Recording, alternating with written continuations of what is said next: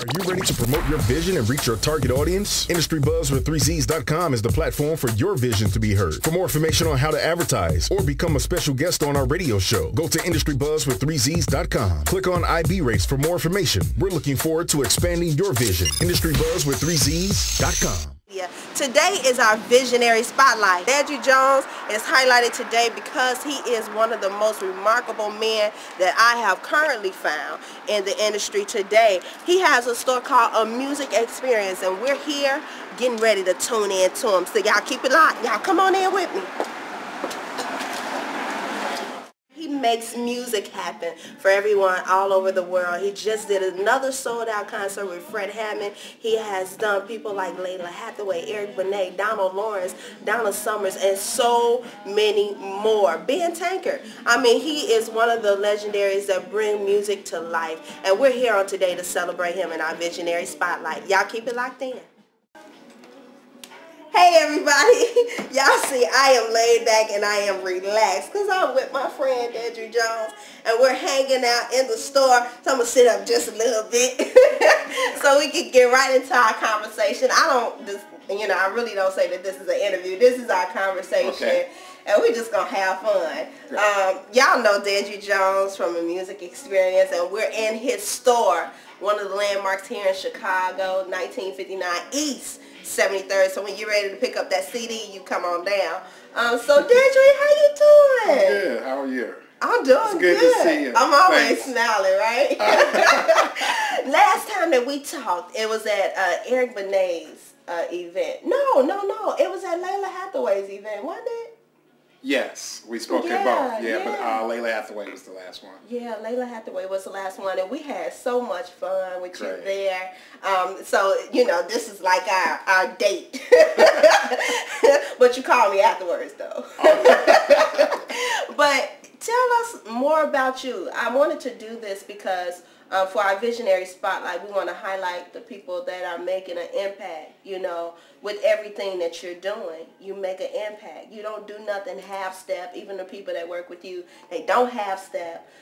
So I really wanted to have this conversation with you to learn who Dedry Jones is. So tell us a little bit about Dedry Jones. Like, when did you actually, as you was coming up, did you always want to have a music store? What impact did music have on your life?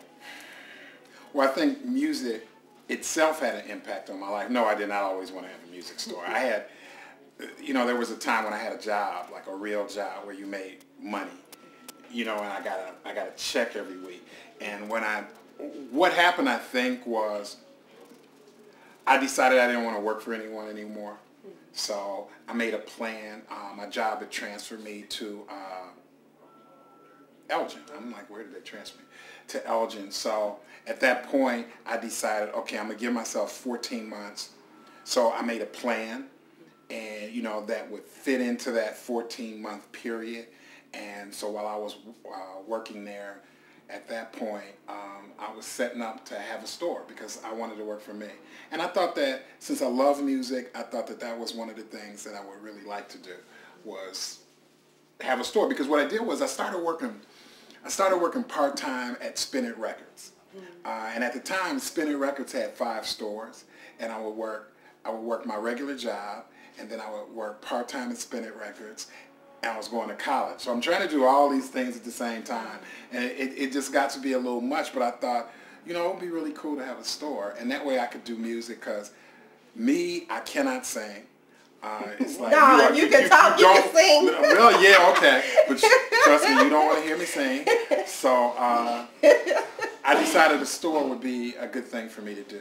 That would be something that I would feel comfortable with because I felt like I knew a lot about music because I grew up listening to music. When I grew up, it was more family oriented in terms of how you listen to music. Now you have a radio station for a teenager. You have a radio station for a middle-aged person. You have a radio station for an almost middle-aged person. And everything is broken up. But when I was growing up, we all listened to the same thing. I listened to the same music my mother listened to, my stepfather listened to. We all listened to the same music. So that way you get to learn about not only the music that's young and contemporary, you get to learn about the music and enjoy the music that your parents enjoy as well. Now I know that there was a transition in there, like as you was deciding to do a music store. What was that transition for you that made you say, because you could have done a lot of things. What was that transition for you, that light bulb for you, that ignited that passion to be able to make a 14-month plan to start a store? Let me think. I don't know. I think it was a decision that was based not only on the fact that I was transferred, but they expected me to move, and I didn't want to move. I certainly didn't want to move to Elgin. No offense to anybody who lives in Elgin, Illinois, but most of the guys moved to a surrounding suburb out there. But I wanted to do something that I thought was something that I would really enjoy, and I thought that working part-time at Spinet, I like that. I mean, I like that somebody like you would come to me and ask me about some music, and I could talk to you about it. Like in the Hyde Park store, Ramsey Lewis was a regular customer. He would come in and we talk about what he liked, what music he liked, the artists that he liked, and it's just one of those things you like. If you like art, you want to hang around artists. If you like music, you want to hang around musicians or something like that. So this gave me an opportunity to not only do what I liked, but to talk about it and kind of really be into it, a lot. So I think that's why I probably did that. Now, did you take any classes in music? I mean, I was in the band in high school. Now, how good was that? What did you play when you was in the band in high school? I played between a clarinet and a saxophone. They're both very similar. They're both wind instruments, but the fingering is very similar. So I would play one or the other. Wow. Do you still pick up one of those instruments? You said, no, not today. Not today. That was high school. So when you first got your store, where was your first store at? My first store was on 71st and Jeffrey, and I stayed there for 9 years. Then I moved down to 76th and Jeffrey for 4 years. And then I came over here. And in between the two stores, I moved to Houston, but I left my store open and had the guy who was working for me run the store for me. And then when I came back here again, I moved over here on 73rd. How did it feel walking into your store and opening up that first box of CDs, and it was your own? After your 14 I mean, like, I'm wondering if that thought that you're thinking is a little overrated. I mean, before you could open up that first box of product, we had to clean the store, we had to build, like we have racks over here, but we didn't have these racks. These were already racks. I mean, they were bought, pre-made. But then what we did was we had to go out and buy wood, build the racks, build the counter, build everything. I mean, and that took like 2 months.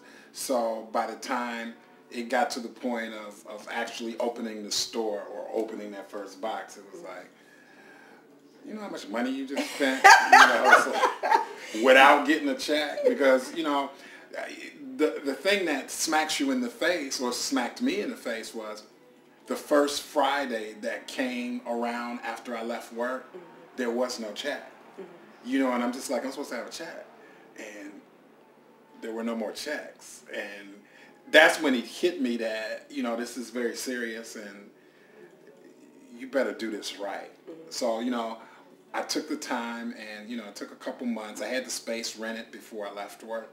So it took the 2 months to do what I had to do, and then I did a wonderful party. I opened on a Monday and had a party in the store on Sunday, and invited all my friends and had food and all of that, and had all my little CDs set up in the racks and stuff, and some people. And actually, it's funny because I met some people who subsequently became very good friends of mine, who came in that day just because they saw this activity going on. So it was a lot of. It was cool. The first day was, well, the day before the official first day was a lot of fun. The first day was a lot different because you're sitting there like, is somebody going to come in this store or what? I don't know. So it's just, you didn't know. You're just sitting there wondering what the hell is going on.